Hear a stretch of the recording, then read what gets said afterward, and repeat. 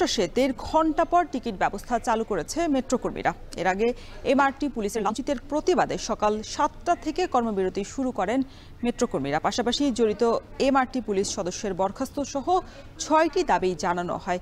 এই মুহূর্তে মেট্রো রেলের সবশেষ অবস্থা জানাতে আগারগাঁ স্টেশন থেকে যুক্ত হচ্ছেন সহকর্মী ওমর ফারুক।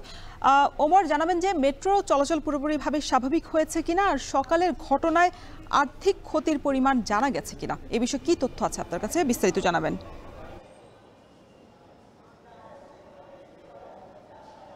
রওশন, আপনি যেমনটি বলছিলেন যে গতকাল মেট্রো রেল কর্মীদের সাথে এবং যে এখানে কর্মরত এমআরটি পুলিশ রয়েছেন তাদের সাথে কিন্তু এক ধরনের বাগবিতণ্ডা তৈরি হয় এবং এর পরিপ্রেক্ষিতে যে মেট্রো রেল কর্মীদের লাঞ্ছিতের ঘটনা ঘটে, এর পরিপ্রেক্ষিতে কিন্তু তারা এক সংবাদ বিজ্ঞপ্তির মাধ্যমে আজ সোমবার থেকে কর্মবিরতির ঘোষণা দেন। আমরা দেখেছি সকাল 7:30 থেকে 10:30টার আগ পর্যন্ত কিন্তু আসলে এখানকার যেই ভেন্ডিং মেশিন এবং টিকিট কাউন্টারগুলো রয়েছে সেগুলো কিন্তু বন্ধ ছিল। এর পরবর্তীতে কিন্তু আসলে যে মেট্রো রেলের কর্তৃপক্ষ যারা রয়েছেন তাদের আশ্বাসে কিন্তু আসলে মেট্রো রেল কর্মীরা তারা কিন্তু তাদের কর্মস্থলে ফেরেন।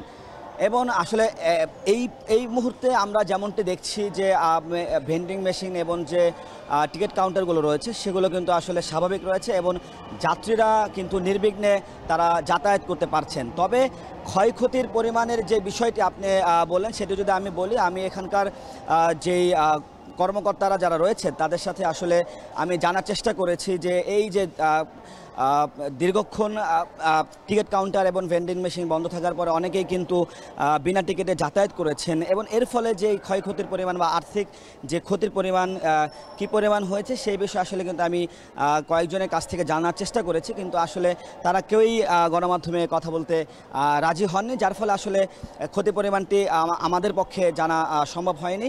তবে আমরা এখানকার যারা ভুক্তভোগী আছেন তাদের সাথে কথা বলে আমরা যেমনটা জেনেছি সকাল থেকে টিকিট কাউন্টার বন্ধ থাকার ফলে তারা কিছুটা ভোগান্তিতে পড়তে হয়েছিল, তবে এই মুহূর্তে পরিস্থিতি কিছুটা স্বাভাবিক রয়েছে। তবে গতকালকের ঘটনা যদি বলি, গতকাল বিকাল 5টার দিকে দুজন মহিলা পরিচয়ে আসলে এখানকার যেই কাউন্টার রয়েছে সেই কাউন্টারের পাশে যে সুইং গেট রয়েছে সেই সুইং গেট তারা ব্যবহার করেন। পেজ জোন থেকে তারা সুইং গেট ব্যবহার করে বাইরে যেতে চান।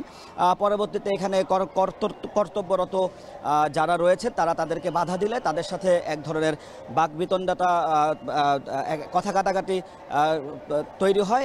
এর ফলে কিন্তু আসলে লাঞ্ছনার ঘটনা ঘটে এবং এর পরিপ্রেক্ষিতে তারা কিন্তু গতকাল রাতে এক সংবাদ বিজ্ঞপ্তির মাধ্যমে তারা কিন্তু 6 দফা দাবি করেন, যার মধ্যে তারা যে দাবিটি করেন যে মেট্রো রেল এবং মেট্রো স্টাফ ও যাত্রীদের নিরাপত্তার জন্য নিজস্ব সশস্ত্র বাহিনী গড়ে তোলা এবং এমআরটি পুলিশকে অবিলম্বে বাতিল সহ আরও 4টি তারা দাবি করেন এবং তারা বলেন যে স্টেশনে দায়িত্বরত যারা আছেন